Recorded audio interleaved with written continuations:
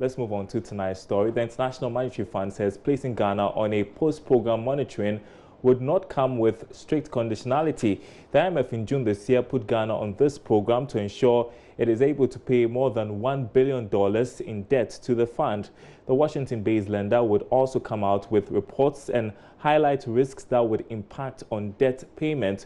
We hear from the country director of the IMF, Dr. Albert Tunamama, in a bit. First, this report by Joy Business's George Rafe. Anytime a country goes for an IMF program and it comes with some financial assistance, that money is not free. It has to be paid back when the program is completed. Ghana's recent deal with the IMF resulted in the fund advancing more than $900 million to the Bank of Ghana. This, together with existing debt at the fund, meant that the country's debt portfolio has crossed $400 million. And for a lower middle-income country, it has to be put on a post-program monitoring. We understand that this happened around June this year. By this move, the IMF would make sure that the required policies are still implemented by government to ensure that the debt repayments are not affected in any way. The IMF staff will still be reviewing how the economy is being managed and provide the early warnings as well as risk. Now, these reports will be made available to the public and investors, which will indirectly act as a check on government. For some, it is expected to keep government on its toes, whilst others are describing it as timely, especially going into an election year. Sources say this move has rather given some assurance to investors who were worried about prudent spending and fiscal discipline post the IMF program. We are now picking up that this program wouldn't come with any strict conditionalities. But for those who thought that the recent completion of the IMF program would bring an end to those direct staff visits, reports and warnings, maybe you have to start revising your notes. George, I think giving us some perspective there, we can now hear from the IMF country representative, Dr. Tunamama, who is assuring this post-program monitoring is not coming with any conditionality. He tells Joy Business it is just a surveillance program. Is finished. The lending or extended credit facility has expired. Right? The post-program monitoring is a process. So it's not a program, there are no conditionality or anything. It's just a process by which the fund, as a lender, because we lend money to Ghana at zero interest rate, by which we need to come and assess the capacity to repay. Okay, this is our fiduciary responsibility for the trust fund that has put the money for Ghana, right? We have once a year to write a report to say these are the risks that we are seeing that may affect Ghana to capacity to repay. I will see it just as another layer to the Article 4, which is a surveillance relationship that all members of the IMF have, right? So this is an additional layer. So you have the Article 4 and you have the post-program monitoring as an additional layer to come and assess potential risk. One critical thing that you're doing is to assess our ability to pay back. Now, if we are doing things that would affect that, I struggle to understand that, oh, this is just a surveillance program, we are just observing. Wouldn't that come with any recommendations to ensure that it doesn't affect our ability to service that debt? I think that this is most useful for the managers of that trust fund, because they do some planification into when they'll get repayment, right? Having a sense that, oh, perhaps the probability to be repaid is lower or higher, have some implication for how they manage this pot of money. So it's used internally, although we produce a report because, the institution is transparent in putting together or putting out there the information that they collect. This is mainly used internally to inform the managers of the trust fund on how to allocate money in the trust fund. From your own extrapolations and from what you are seeing, what are the timelines or the timetable for paying this almost $1 billion debt to the fund? I mean, you need to know that the extended credit facility that just expired add a moratorium of 5.5 years before you start repaying it, right? From the first disbursement that was made in 2015. So the first payments for the program that have just expired will be in 2020 by this calculation. So it gives you, with a term of 10 years, right? So bit by bit, from 2020, that loan will eventually be fully repaid. But the authorities always have the option to make a bigger payment earlier on, right? That's the discretion that they have. But the interest rate, as I mentioned earlier, was 0. Now, the Bank of Ghana has joined other allied institutions in the West African sub-region to find a lasting solution to errors in reporting balance of payments and other data gathering. The course, organized by the International Monetary Fund and the West African Institute for Financial and Economic Management, will help officials from West Africa upgrade their methodologies in reporting on financial issues to meet international standards. Head of Research at the Bank of Ghana, Philip Abredu-Otu, tells Joy Business this will help correct errors in churning out data for public use. There is more in this report.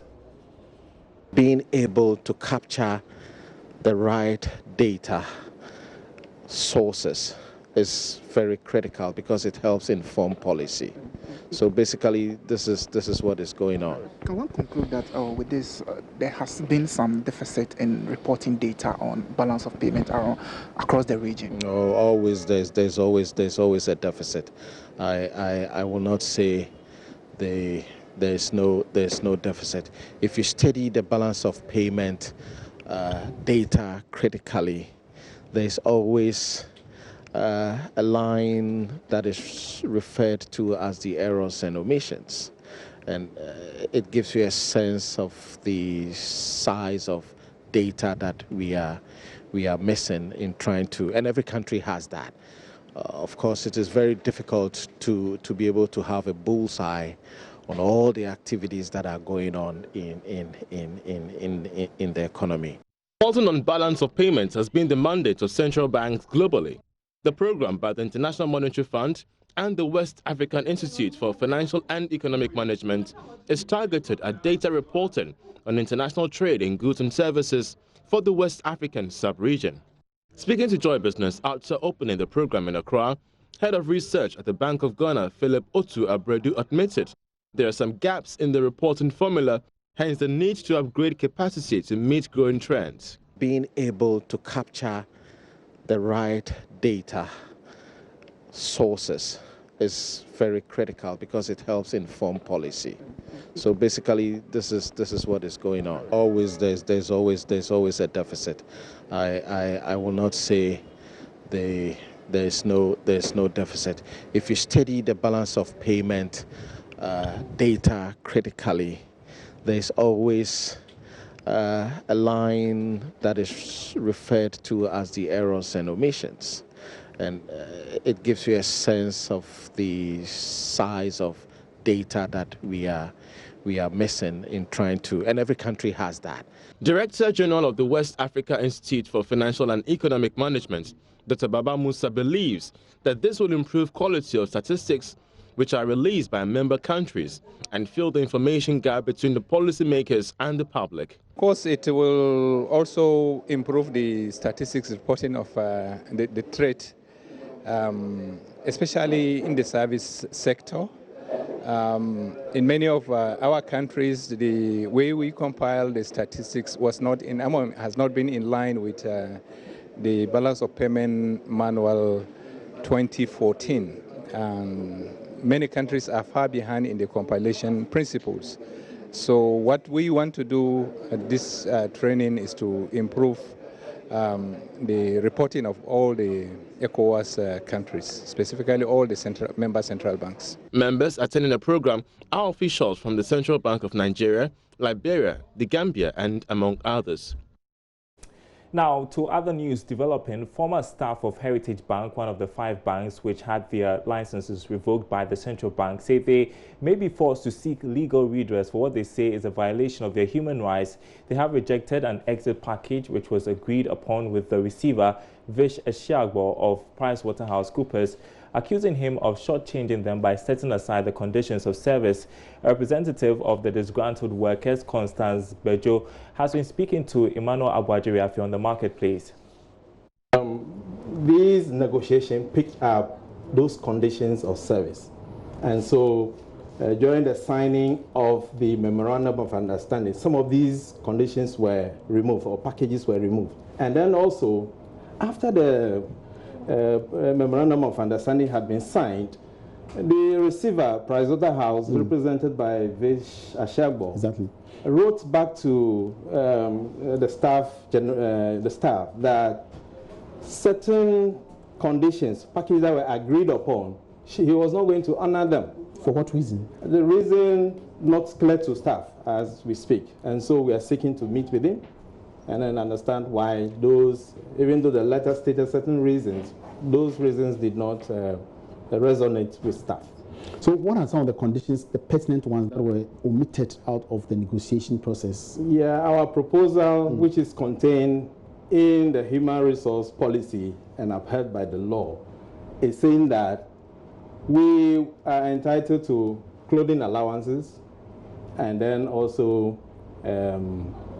fuel allowances. And the receiver, the agreement signed was that they were going to pay the fuel and the clothing allowances for only the first quarter of 2019. And that was what they signed. And the receiver now says that he's not going to honor those particular allowances. All right.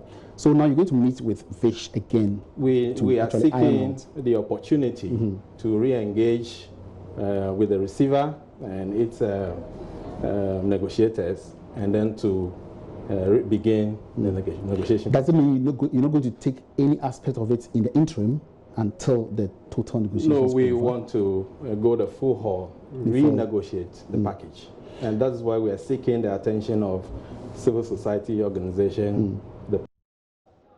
You're watching Business Live. Now, consumer goods company PZ Cussons Ghana has launched the second edition of the Cussons Baby Moments competition with the ultimate prize package of 10,000 cedis for the winner. The contest seeks to enhance the bond between mothers and their babies, as well as provide some fun times for families. Bismarck Awusa was at the launch and now reports. Season 2 of a PZ Cussons Baby Moment has officially been launched in Accra. It aims at drawing parents closer to their babies to establish an early bond between them. The launch, which took place at the Legon City Mall, attracted a number of parents with their babies who also participated in fun-time events.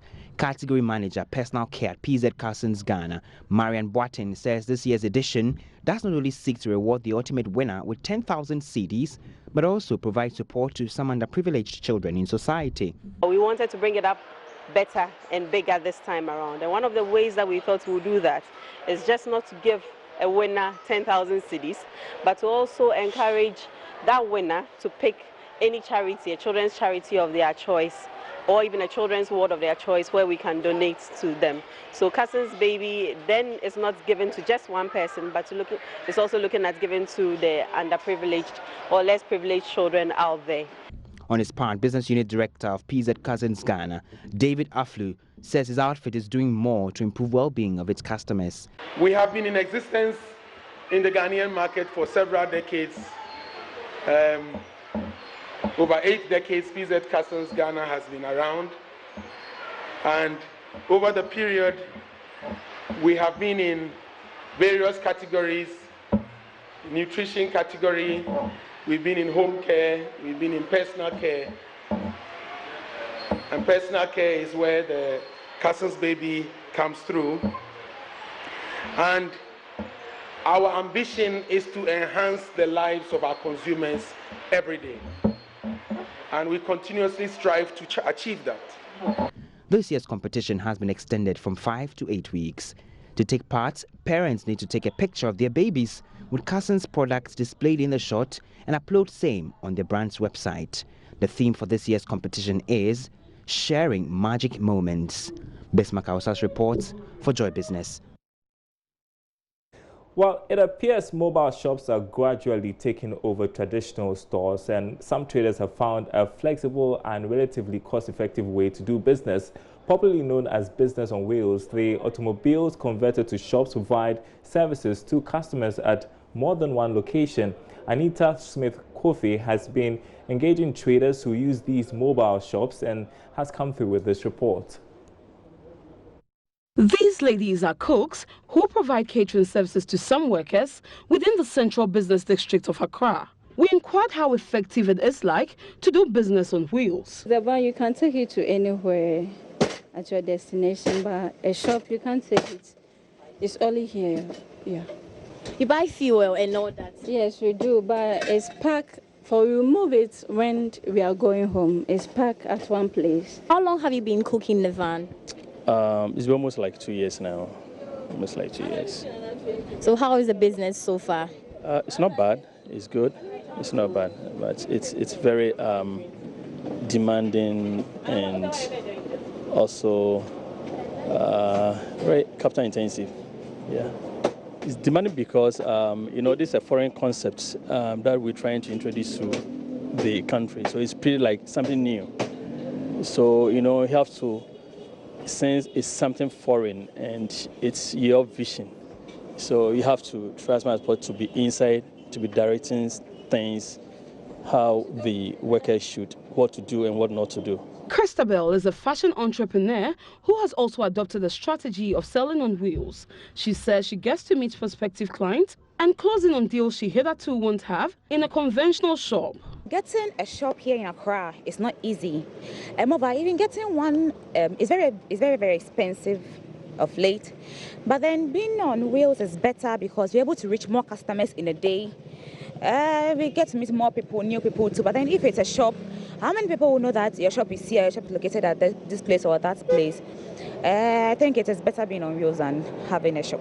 Also stopped by this van where this man sells cosmetics. He also outlined what it is like to do business on wheels. It's more portable than renting a shop. Why? Because one, cost reduction. Why do I say cost reduction? When you go for the shop will be more expensive than you using your personal car for the business. And another thing is that when you go for the shop, you are going to pay utility bills, electricity bill and other stuffs.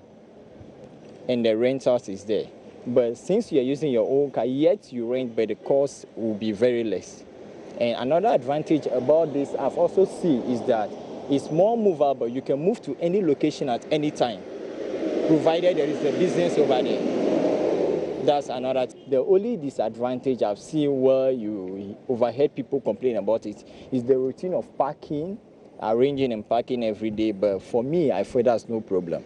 There is no gainsay that the level of competition in business today calls for more innovative strategies to stay on top. Now, about 2,000 youth across the country have received web design, vocational, digital marketing and entrepreneurship training from MTN in partnership with the National Youth Authority. This is part of MTN's 21 Days of Yellow Care to empower the youth for development. Now, CEO of MTN, Salom Adadivo, says the initiative seeks to create a positive impact on the communities within which they operate. It has been a major issue on the agenda of successive governments over the years. To help curb the unemployment menace, MTN, in partnership with the National Youth Authority, the National Pharmacy Council, Narcotic Control Board, and other organizations and individuals at the end of this year's 21 Days of Yellow Care, impacted the lives of about 2,000 youth across Ghana. The youth received beads-making skills, beauty and fashion training, and online digital marketing, among others. CEO of MTN, Salom Adadivo, encouraged the beneficiaries to nurture and utilize the skills acquired. According to the executive in charge of corporate service at MTN, Samuel Cranting, the partners will follow up on the youth trained to help them build their own businesses. In total, we have impacted approximately 2,000 youth in Ghana over the 21-day period. We engaged together with our partners, the National Youth Authority. We did training for youth who want to be engaged in beading, wig making, makeup. We had one-on-one sessions with them. We had some games with them. We took them some gifts. And in terms of the one-on-one sessions, we have staff who engage with them to mentor them to be better citizens once they come out of those institutions. Later, Joy Business interacted with some of the beneficiaries of the program. It has helped me financially because even graduating, it will be difficult for me to get some of the staff. But through this program, I was able to get some of the staff that will help me start a small business when I graduate. For the meantime, it helped me to learn how to make up someone and even myself as well. And it's really going to benefit me a lot because I've offered catering, and adding makeup to it, it's something that is really going to benefit me. The 2019 edition of MTN 21 Days of Yellow Care Challenge was held from the 1st to the 21st of June under the theme, Creating a Brighter Future for Our Youth.